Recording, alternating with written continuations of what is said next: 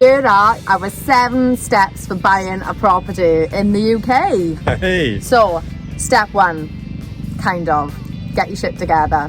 So I'm going to talk about that a little bit because, yeah, we'll tell you exactly what shit that you need together first. I'm a kind of wing it and see person. Roy is a like shove all his shit in order first kind of person. So we'll tell you now what that shit is. So you get an offer accepted. Woo! You do a little happy dance and then you're like, oh my God, what do I do now? Yeah, the fear comes in then.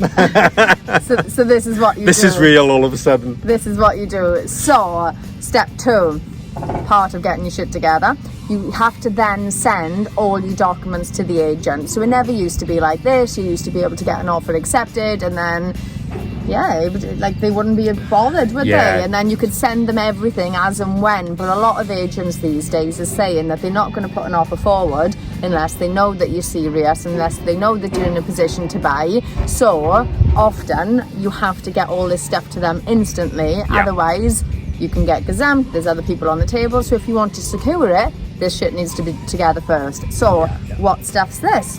We've got our certified ID. So somebody actually needs to sign your passport to say that it's you, to make sure it is. Like anti-money laundering regulations are quite hot these days. So they need to make sure that you are who you say you are. And they'd like your... So, yeah, that needs to be done by a solicitor or somebody who is recognised within the government type of thing. So, yeah. You can pay the post office to do it for you as well. Yeah, forgot about those. Yeah. Because I used to just send a passport and that used to be fine. But now people want to certify in. So either get somebody official or you can go to the post office. I think they charge a £5 or something just to sign a document to say it's you. So you need to send them your ID. You need to send them your proof of funds. So if you're a cash buyer, happy days.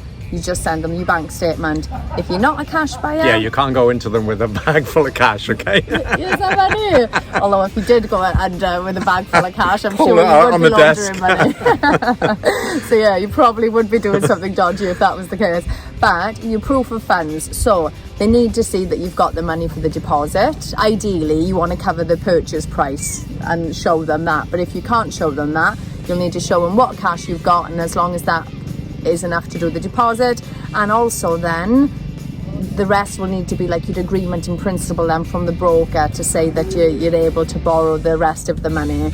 Or if you're using a bridging loan, again, the agreement in principle from them to say that they are happy to release the rest of the cash. But either way, they need to see the full purchase price either in cash or a bit of cash with this then from your broker. Yeah, and if you haven't got all that together before you make the offer, it's like yeah, and you'll end up getting gazumped and you'll lose trust with the estate agent, won't it? So yeah, so ideally get something off your broker first so that they are happy, that they know that you've got all the money together, because that can take a couple of days, and in that time, yeah, anything could happen. You could lose the deal. So really, you want that shit together first, and not be like me. Proof of address. It has to be something official, ideally dated within the last 3 months, so a utility bill, council tax, something like that. And also your solicitor's details. So there are different solicitors who deal with different things. This is a conveyancing solicitor, so pick a solicitor that you know that you want to work with, and be ready then to send them the details straight away. Yeah, and find out how much that solicitor is going to charge you as well. It's a good thing, because some charge ridiculous amount of money for doing something like this, whereas others are much cheaper and just as good. So yeah, ours is quite cheap, but she's amazing, and we've tried using dearer ones and I hate them. So yeah, find a good one who's responsive, who picks up your calls. I know that might be asking a lot with a solicitor, but yeah, pick a solicitor, send them the details. So step 3 is to win. Well, these ones are a bit mixed up. It could be in either order really. So step 3 or 4 is instruct your solicitor. So that basically means I've bought this house. You'll tell them who the agent's with and give them the details. They liaise with each other. They'll ask you to pay. I was asked to pay £300 for searches. What does that mean? You have to pay the money. Then they do various searches that are needed, like a big one in the Rhondda is like, or in the valleys in South Wales, anywhere in South Wales really, is local mining searches. Local mining searches, drainage, utility services, all those type of things, contamination even, it's lots of different things. But can you see how important it is getting step 1 and 2 in place? Because if you haven't got that in place and you've instructed a solicitor and you've already started incurring costs and then you get gazumped, you've wasted your money, haven't you? Yeah. So you're instructing your solicitor, you'll have to put a bit of money on count for them to start doing what they need to do. Step 4, so this can either be done just before or after this, but your broker then needs to be, well, probably at the same time, but your broker needs to be on hand then. You would have already spoken them previously in the part of getting your shit together, and then so your broker knows, right, you've got a house, we need to sort the finance, happy days. He'll go to the lender, he'll get everything drawn up. What do they do then? They then have to come and do evaluations, so they've got things to do.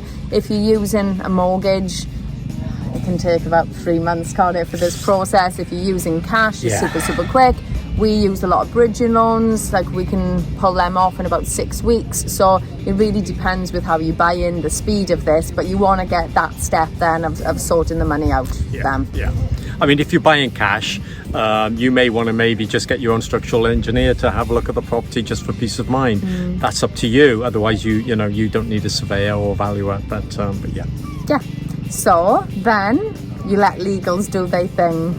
It takes ages. It does. Terrible. Step 5, chase everybody regularly.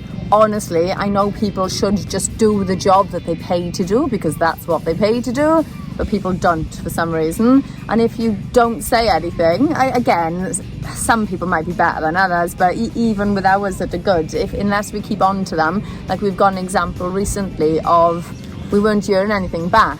And if I hadn't been chasing, we never would have known this, because it turns out the other side solicitor had left, was supposed to pass the file on, didn't pass the file on. So everybody's just sitting there now, just waiting for these people to respond.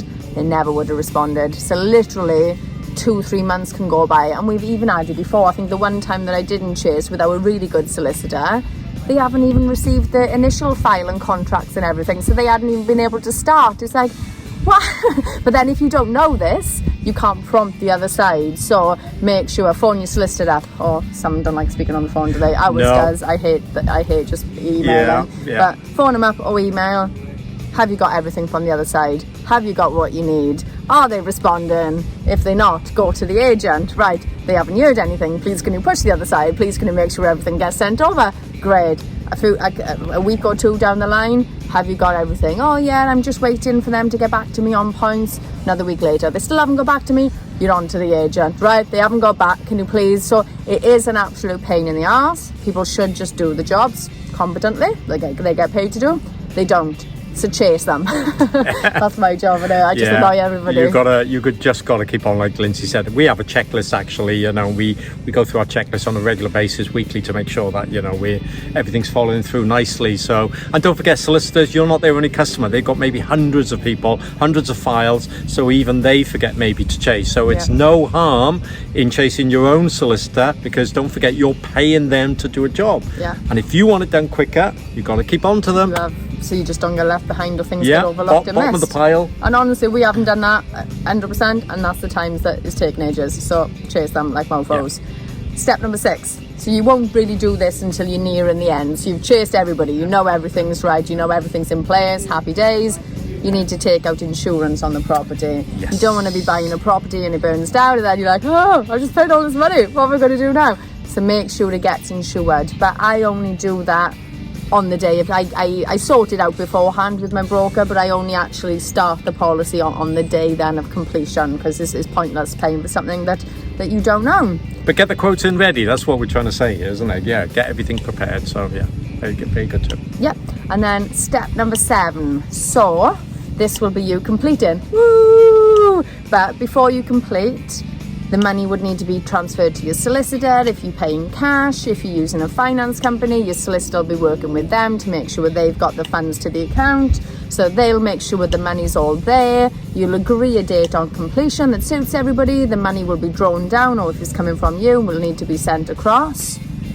And then you're done. You do a little happy dance and you bought your first property. Yeah, it might feel a little bit overwhelming listening to all this, but don't forget, you don't have to worry about the legals. All you need to do is chase your solicitor. They deal with the legals, Your broker deals with the money. So you don't have to know about that. You just chase them to make sure that they got it ready to transfer. It's like anything. Just stick to what you know and chase and chase and chase, and things will run nicely for you. The biggest part's the beginning, making sure you've got all your shit together ready then to just go when you've got the offer accepted. So everything else then is just chasing. So it sounds more complicated than it is, but there are our 7 tips of getting started and buying your first property. Even the ducks have been listening. Right, see you soon. Bye for now.